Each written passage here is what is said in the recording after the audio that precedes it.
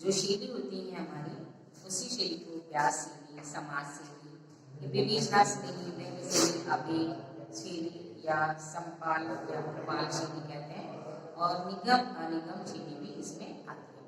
हमारी जो व्यंग्य शैली है इसे हम प्रसाद शैली भी कहते हैं। इसमें विशेष प्रतिपादन सरल और रोचक ढंग से होता है। इसमें सरलता, स्वाभाविकता और स्पष्टता होती है। कथात्मक, वर्णनात्मक निबंध इसी शैली में लिखे जाते हैं। यदि हम कोई शैली में लिखते हैं, जैसे मैंने आपको अभी पहले बताया था, जो हम निबंध का जिक्र कर रहे थे, जो हम युगों का जिक्र कर रहे थे, उसमें हमने आपको एक शैली शब्द का ही नाम दिया था। तो यहाँ पर हम शैली भी आपको बता देते 7 तरह की होती है, और उसमें व्यंग्यात्मक, विचारात्मक, वर्णनात्मक सारी चीज का वर्णन किया जाता है। जिस तरह से हमारी भावनाओं को हम व्यक्त करते हैं तो हमारी भावात्मक शैली हो जाती है, गुणात्मक शैली हो जाती है। इसी तरह से हमारी जो शैली है वो व्यास शैली है, जिसको हम प्रसाद शैली भी कहते हैं। इसमें हमारी कलात्मकता और कथात्मकता और वर्णनात्मकता आती है, यानी कि हम इस चीज का वर्णन कर सकते हैं कि हम इस चीज को कैसे लिख सकते हैं। यदि वर्णन हम करते हैं तभी तो हमें पता चलता है कि हम इस चीज का वर्णन करना है। जैसे मान लीजिए कहीं हम गार्डन में जाते हैं, गार्डन में बहुत तरह तरह के पेड़ पौधे हैं, तो जब हम उसका वर्णन करते हैं, किसी दूसरे को बताते हैं, तो हम वर्णन करते हैं ना कि वहाँ हम गार्डन में गए थे, वहाँ पर बहुत अच्छे अच्छे पेड़ थे, वहाँ पर एक जामुन का पेड़ था, एक आम का पेड़ था, एक वहाँ पर कटहल का पेड़ था, अरे वहाँ पर सब्जी के भी पेड़ लगे हुए थे, कटहल का पेड़ भी लगा हुआ था फलों के पेड़ के साथ। तो हम ये चीजें आप बता सकते हैं, क्योंकि उसका वर्णन ही करना वर्णनात्मक कहलाता है। यदि हम अपने निबंधों में वर्णनात्मक नहीं करेंगे तो फिर पता ही नहीं चलेगा कि हम किस चीज का वर्णन कर रहे हैं और किस विषय पर लिख रहे हैं। इसलिए जरूरी ये भी हो जाता है कि व्यास शैली, प्रसाद शैली जो वर्णनात्मक और गुणात्मक में बनती है, वो हमें उसका वर्णन करना भी बता देती है।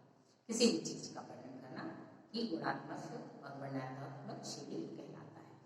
अब आता है हमारा विवेचना शैली। विवेचना शैली में जो होता है क्या, इसमें तर्क और वितर्क इन चीजों का जिक्र कहते हैं हम इनको। इसमें कथन की पुष्टि करने के लिए प्रमाण, उदाहरण, आख्यान एकत्र किए जाते हैं। शैली के निबंध लेखक की गहन अध्ययन को प्रमाणित करते हैं। ऐसे निबंधों में कभी कभी क्लिष्टता आ जाती है। आचार्य शुक्ल के निबंध इसी शैली के उदाहरण है। बहुत तौर पर अपने देखें कि एक बहुत ऐसे कवि होते हैं, जो कवि होते हैं बहुत कम ऐसे होते हैं जो जिनका एक ही मकसद रहता है कि हमें समाज में सुधार लाना। तो उन्हीं पे वो कहानियां लगातार उन्हीं पे करते हैं। जैसे बहुत से लोग होते हैं ना देशभक्ति, सिर्फ देशभक्ति के ही बारे में कविताएं लिखते हैं, कहानियां लिखते हैं, व्यंग्य लिखते हैं उन पर, और वर्णनात्मक लिखते हैं। ऐसी हर तरह के अलग अलग कवि होते हैं, हर तरह के अलग अलग लेखक होते हैं। जैसे मान लीजिए अपने यहाँ जो कवि है, जहाँ पर मुशायरा कहते हैं इसको, या कवि सम्मेलन कहते हैं, आपने देखे होंगे कवि आते हैं, स्टेज रहते हैं, उस पर अपनी अपनी कविताएं सुनाकर जाते हैं। तो आपने कभी ध्यान दिया होगा कि एक ही जो कवि है, जो एक ही है, वो एक ही तरह की कविताओं का गुणगान करते हैं, एक ही कविता कहते हैं। तो वो होता है विवरण, अपना विवरण, विवरण उसको विवरणात्मक कहते हैं, और उसी को हम ये कहते हैं कि वो एक ही शैली में कविताएं कहते हैं, है ना। जैसे हाथरस जो कवि थे, जो बहुत प्रसिद्ध कवि थे, हाथरस सुरेंद्र हैं, जो वो भी बहुत प्रसिद्ध हैं, और जो रामपाल हैं, बहुत सारे ऐसे कवि हैं जो आज के हैं और बहुत अच्छी अच्छी कविताएं लिखते हैं। लेकिन हम उनकी कविताएं जब करते हैं, कवि सम्मेलन में सुनते हैं, तो हमें पता चलता है कि ये पहले भी ऐसी कविताएं बोलते थे, आज भी उसी तरह की कविता बोलते हैं।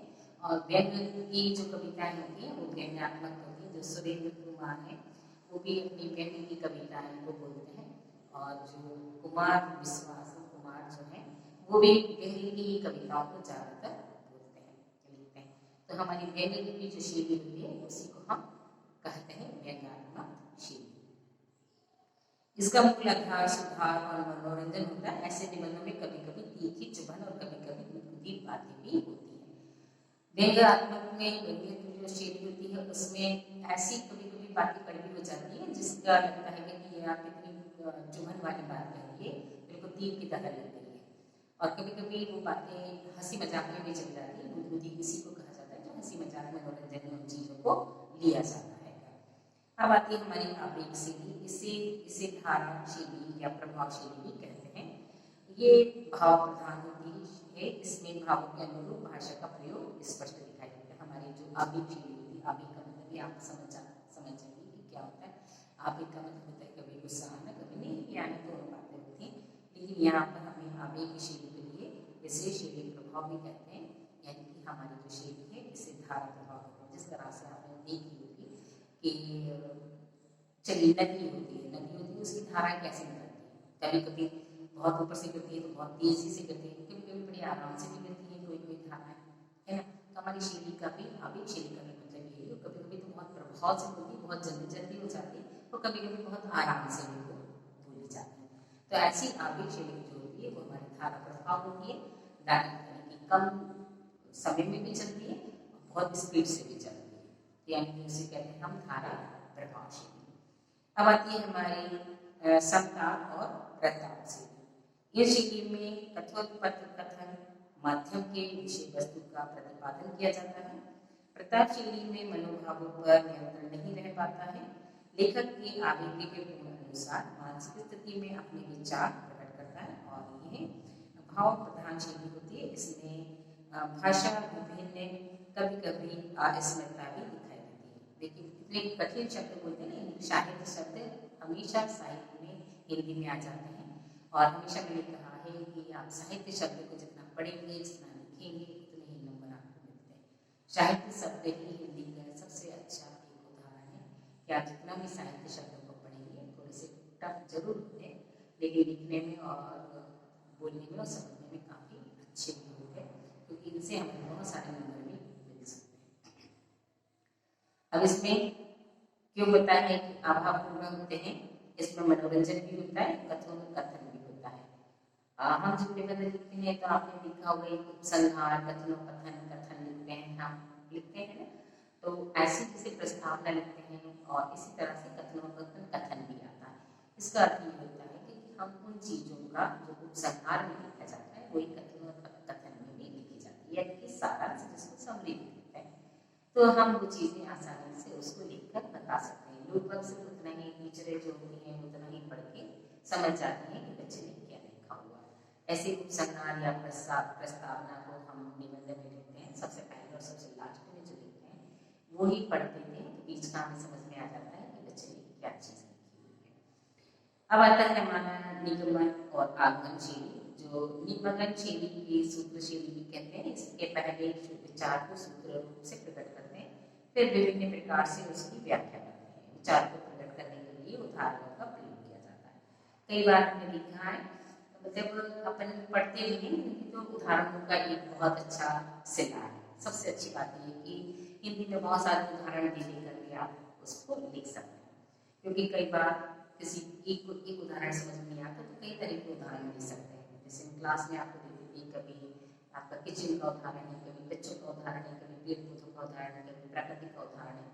इन उदाहरणों को देकर आप किसी को भी समझाया जा सकता है हिंदी का, और बहुत आसानी से वो समझ जाते हैं। जिस तरह से उदाहरण देकर हम कोई चीज़ों को समझ जाते हैं या समझा दिया जाता है, उसी तरह से हमारा जो आगमन और निगम शैली के उदाहरण के रूप में ही यहाँ पर और उदाहरण हम दे सकते हैं तो बहुत आसानी से सामने वाले को जल्दी समझ में आ जाता है।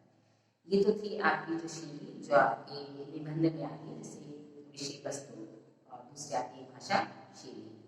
यही भाषा शैली है जिसके हम भावनाओं को लेकर अपने निबंध के शब्दों को व्यक्त कर सकते हैं। हमेशा अपने शब्दों को व्यक्त करना ही हमारी शैली होती है। हमारी इच्छा हमारी भावनाओं को व्यक्त करती है। हम उसको भाषा कुशल, सुबोध और सुंदर ढंग से यहाँ पर प्रस्तुत कर सकते हैं, लिख सकते हैं।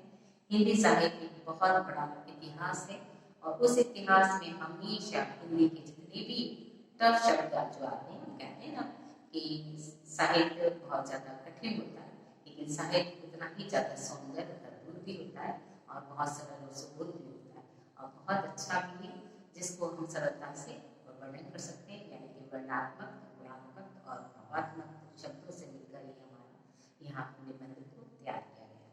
इन्हीं शैलियों में भाषाओं के साहित्य के सारे हम बहुत सारे निबंध, शैली, कविता, कहानियाँ, वर्णात्मक या हमारे स्मरण स्मरण और ऐसे बहुत सारी चीजों को यहाँ पर लिख सकते हैं या पढ़ सकते हैं। अब आता है हमारा विषय के आधार पर निबंध के प्रकार। अभी तो आपने भाषा के आधार पर देखा था और शैली के आधार पर देखा था, अब आप विषय के आधार पर देखिए। इसको भी आप इसमें 4 भागों में बांटा गया है।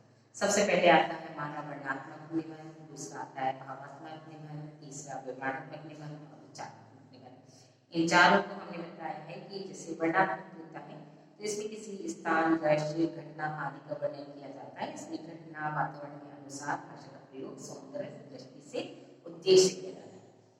यहाँ पर सौंदर्य दृष्टि से, अब घटना है तो यहाँ पर सौंदर्य दृष्टि कैसे आ रही है ना? आया अपन की समझ में? अपन एक चीज को भी पकड़ सकते हैं कि यहाँ पर आया है कि जो घटना हो रही है उसका आप सौंदर्य दृष्टि से कैसे देख सकते हैं। अब आपको भी बताएंगे सौंदर्य दृष्टि से हम कैसे देख सकते हैं। यदि हमें उसका वर्णन करना होता है तो हमें इस तरह से वर्णन करना पड़ता है कि हम ऐसा तो नहीं कर सकते कि उनसे लथपथ हो रहा है, नहीं, उसको हम हटा सकते हैं। क्योंकि जब उस वर्णन को हम करेंगे तो बहुत ज्यादा अंदर से जो कमजोर दिल वाले होते हैं वो ज्यादातर टूट जाते हैं। तो इसलिए हम उसको सौंदर्य वर्णन की दृष्टि से इसलिए कहा जाता है कि कहीं कहीं खून के छोटे छोटे धब्बे थे, कहीं से खून रिस रहा, बस हम इतना सा नहीं कह पाएंगे क्योंकि सामने वाले की कमजोर हालत है या कैसी हालत है, किस तरह से वो पढ़ रहा है, इसलिए हम उस चीज को नहीं देखते। इसलिए हम उसको सौंदर्य दृष्टि की तरह लेते हैं कि उसको बहुत ज्यादा होने के बाद बहुत छोटा सा बता कर लिख देते हैं ताकि सामने वाला समझ जाता है कि काफी खून है। खून शब्द से ही आप समझ जाएंगे कि काफी खून बह गया है, तो हम जरा से कह सकते हैं कि बहुत कम तरह से लगा हुआ है, इसलिए यहाँ पर वर्णनात्मक कहा है। यानी हम किसी घटना या किसी दृश्य को या किसी सौंदर्य दृश्य को देखकर भी हम उसके वर्णन कर सकते हैं। फिर आता है भावात्मक निबंध, जिसमें भावात्मक चित्रण कहा जाता है। भावात्मक निबंध कहते हैं इस निबंध में कल्पना का स्थान महत्वपूर्ण है। हमारी जो भावात्मक निबंध होता है वो हमारी कल्पना से चलता है। हमेशा हमारी कल्पना जो होती है वो साकार होती है। कल्पना में हमारी बहुत सारी ऐसी चीजें आ जाती हैं जो हम फटाफट ले सकते हैं। आप कल्पना करके देख लीजिए, एक कल्पना से उड़ान कर लीजिए। मान लीजिए हमारे तो पंख है नहीं ना, हम चिड़िया जैसे तोड़ नहीं सकते आकाश में, लेकिन हम अपनी कल्पना के तौर पर अपने पंखों को लगाकर उड़ सकते हैं। यानी कि हम अपनी कल्पनाओं को उड़ा सकते हैं। अपनी जो कल्पना की उड़ान होती है उसको हम काम कर सकते हैं उसके तौर पर। अब आता है हमारा विवरणात्मक निबंध। ऐसे निबंधों में केवल विवरण प्रस्तुत किया जाता है। इन निबंधों में लेखक का ध्यान विषय वस्तु पर केंद्रित रहता है, विषय से हटकर लेखक वर्णन नहीं करता है। यानी कि लेखक जो होता है वो वर्णन नहीं कर सकता है। मान लीजिए हम इसी क्लास में हैं, ये क्लास कितने बाई कितने की, हम इसी का वर्णन कर सकते हैं, हम पूरे स्कूल का वर्णन नहीं करेंगे। क्योंकि जब हम जिस जगह खड़े हुए हम उसी जगह का वर्णन करेंगे, अन्यथा हम दूसरी जगह का वर्णन नहीं करेंगे, क्योंकि वो हमारी आंखों से बहुत दूर है। जो हमारी आंखों में हमारे सामने दिखाई देता है हम उसी चीज का वर्णन करके उसको कह सकते हैं या उसको बता सकते हैं। इसी तरह से विचारात्मक तो होता है कि इनमें भावों की अपेक्षा विचारों को प्रमुखता दी जाती है। हमारे जो भाव होते हैं उसमें विचारों को भी प्रमुखता होती है, इसलिए हम इसको विचारात्मक कहते हैं।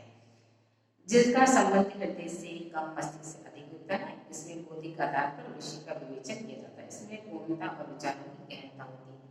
आपने देखा होगा हम किसी भी चीज के लिए अपने पेरेंट्स से बोलते हैं कि हमें ये चीज लाना है, कि हमें ये चीज चाहिए, तो थोड़ी देर के लिए आपकी बात सुनेंगे और उसको विचार करेंगे कि ये चीज यदि 2000 की आती है तो 2000 रुपये को कैसे अरेंज करना है। इसी को कहते हैं विचारात्मक। बहुत अच्छा उदाहरण है आपके लिए कि आप किसी चीज के लिए अपने पेरेंट्स से मांग करते हैं तो वो आपके लिए उस चीज को बड़े ध्यान से सुनकर उसकी क्वांटिटी, उसका पैसा, उसका मूल्य निकाल लेते हैं और उस अपने बजट के अनुसार आपको वो चीज लाने के लिए विचार करते हैं कि हम ये बच्चे को लाकर कब दे सकते हैं। तो यही विचार होता है विचारात्मक। हमारी कल्पनाओं के साथ साथ हमारे विचार में जो होता है वो भी यहाँ पर मायने रखाता है। क्या विचार वर्णन के द्वारा या हम विषय के आधार पर विचारों का वर्णन भी बहुत अच्छे से कर सकते हैं या तो ये थे आपके चार वर्णन। हर चीज हमारे चार है, हम शुरू से ही आपको चार बताते जा रहे हैं। जिस तरह से ये हमारे चार है उसी तरह से हम ये चार चीजें बताते जा रहे हैं। इसमें अब आता है आपका जो अभी तक आपने निबंध का इतिहास पढ़ा, निबंध का जो इतिहास है, जो विकास का था, 4 युगों से शुरू हुआ था वो पढ़ा। फिर उसके बाद आपने निबंध पढ़ा, वो भी 4 से शुरू हुआ था और 4 पे ही खत्म हुआ, जो शीघ्र विचारात्मक वर्णनात्मक मिल गया था। अब ये आपने गद्य के साहित्य का इतिहास भी आपने समझ लिया है। अब आपको शब्द शक्ति का समझाते हैं कि शब्द शक्ति क्या है और शब्द शक्ति किन चीजों से बनी हुई है। जैसे कि आपने अभी पहले आपने चंद्र सूर्य ये सारी आपने क्लास में पढ़ी थी। अब आपको यहाँ पर हम शब्द शक्ति बताते हैं, लेकिन हर चीज आपको बताएंगे, हर चीज आपको समझाएंगे। जो हमारी शब्द शक्ति है वो अभी अभिव्यक्ता शक्ति कहलाती है, लक्षणा शक्ति कहलाती है और व्यंजना शक्ति कहलाती है। शब्दकोश के अनुसार शब्द की शक्ति उसके अंततः अर्थ को व्यक्त करने के का व्यापार है। आपने देखा हमारे शब्दों में बहुत शक्ति होती है। यदि हम किसी से अच्छे से प्यार से बोलेंगे तो वो सामने वाला आपसे बहुत नम्रता से आपसे बात करता है। तो हमारी जो शब्द शक्ति तो है, जिस तरह से हम बोलते हैं, हिंदी जो है वो हमारे शब्दों की शक्तियों का अनुभव कराती है हमें। इसलिए कहा जाता है कि हिंदी साहित्य, हिंदी लिटरेचर जो है वो बहुत ज़्यादा नर्मता और नरमाई से पेश करने वाली चीज़ है। तो यहाँ पर भी हमने जब शब्द शक्ति की जो हम अपनी बात करते हैं, तो हम बात के जो शब्द होते हैं उनको नाप तोल कर ही मुँह से निकालते हैं, ताकि सामने वाले को ठेस न लगे और किसी चीज़ की कोई परेशानी उसको ना आए। तो यहाँ पर भी जिस तरह से हम भाषा का व्यवहार करते हैं उसके भी दो तत्व होते हैं, शब्द और उसका अर्थ होता है। जो ध्वनि सम्मिष्टि सुनाई पड़ती है और वे शब्द हैं, प्रत्येक शब्द का एक विशेष अर्थ होता है। शब्द की इस अर्थ को बोध कराने वाली शक्ति का व्यापार को शब्द शक्ति कहते हैं। जो हम शब्द निकालते हैं उसी के अर्थ को शब्द शक्ति कहा जाता है। जैसे किसी की मान लीजिए हमने कहा राम क्लास में चुपचाप बैठो, राम क्लास में चुपचाप बैठो, हमने कहा। अब इसमें आपको क्या अर्थ लग रहा है? राम क्लास में बात कर रहा था, जब तो हमने कहा चुपचाप बैठो। तो यहाँ पर चुपचाप बैठो, चुप हो जाओ, यानी कि क्लास डिस्टर्ब ना करो। तो अब यहाँ पर अर्थ भी हमारा ये निकल रहा है, हमारे जो शब्द थे उसका अर्थ निकल रहा है कि क्लास में शोर हो रहा है, बच्चा शोर कर रहा है, उसको चुप बैठने के लिए कहा गया है। तो यहाँ पर हमारा जो अर्थ है वो है चुपचाप होना, यानी कि हमारे जो शब्द हैं राम क्लास में चुपचाप बैठो, यानी कि आप डिस्टर्ब ना करो किसी को भी। तो ये हमारे अर्थ होते हैं। यदि हम कोई भी शब्द बोलते हैं उनका अर्थ जरूर निकलता है, बिना अर्थ के कोई शब्द नहीं बोला जाता। ठीक है। शब्दकोश के अनुसार शब्द की शक्ति उसके अंतरहीन अर्थ को व्यक्त करने का व्यापार होती है। शब्द शक्ति के बीज जो होते हैं, शक्तियां 3 प्रकार की होती हैं, जिसमें अभिवा, अभिधा, लक्षणा और व्यंजना। इन्हीं के अनुसार शब्द भी 3 प्रकार के होते हैं, वाचक, लक्षक और व्यंजक। तथा अर्थ भी 3 प्रकार के होते हैं, वाच्यार्थक, लक्षार्थक और व्यंग्यार्थक।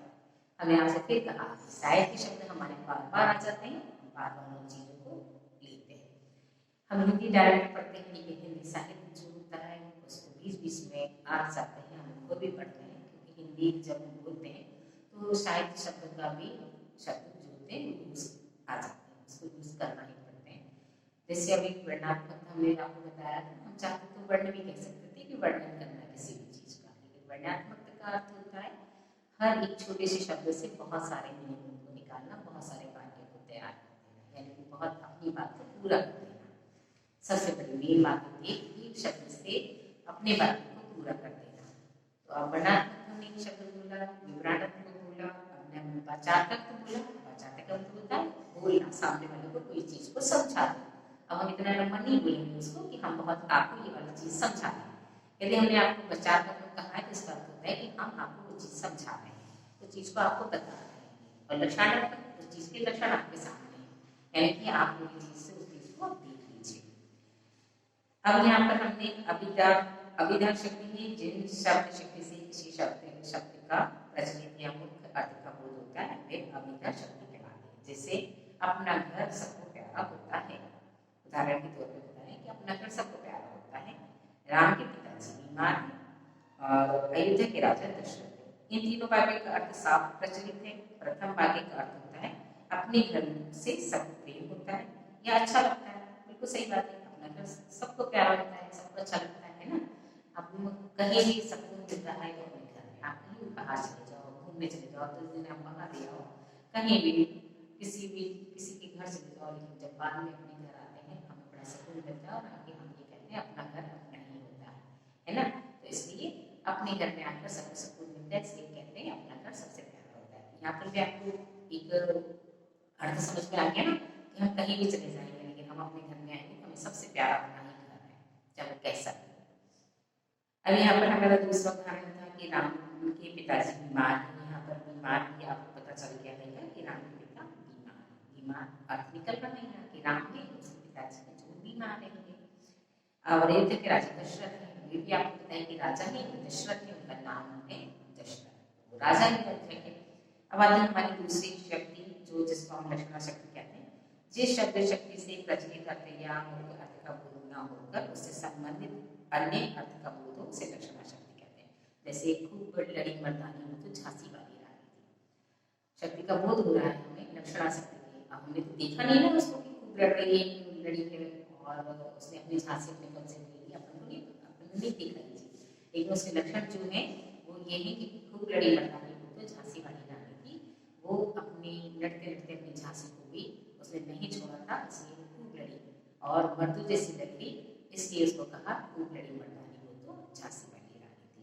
शेर बनराज कहलाता है, शेर जो है वो वन का राजा कहलाता है। बनराज, बनराज का विग्रह कर दो तो वन का राजा होता है।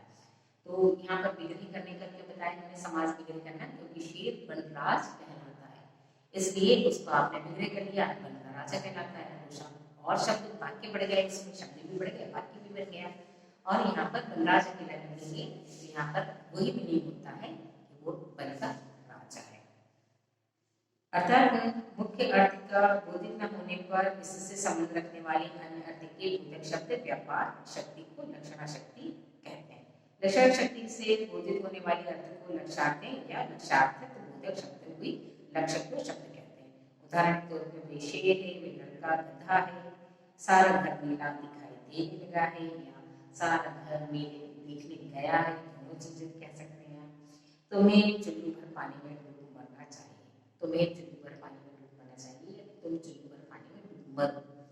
बहुत सारे ऐसे अर्थ होते हैं, ऐसे बहुत सारे वाक्य होते हैं जिनके हम उदाहरण दे सकते हैं और उदाहरण देने के लिए भी उसमें अर्थ भी निकल सकता है। कहीं चुल्लू भर पानी में कोई डूब के मर सकता है नहीं, कहावत कही जाती है कि आप बेशरम हो, चुल्लू भर पानी में डूब के मर जाओ। उदाहरण अब यहाँ पर हमने जो शेर के इस वाक्य का प्रचलित अर्थ है कि शेर से प्रश्न चार पैर वाला जानवर है, जबकि मैं अर्थ वक्ता को लक्षित या दृष्ट नहीं होता।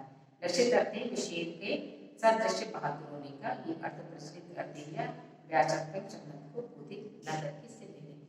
अपने देखा पर शेर तो बोलते हैं, लेकिन जब हम शेर बोलते हैं तो हमें क्या समझ में आता है कि शेर का क्या है, शेर का उदाहरण क्या होता है। शेर चार पैर वाला है, बब्बर शेर है, बहुत ताकतवर है, वन का राजा है।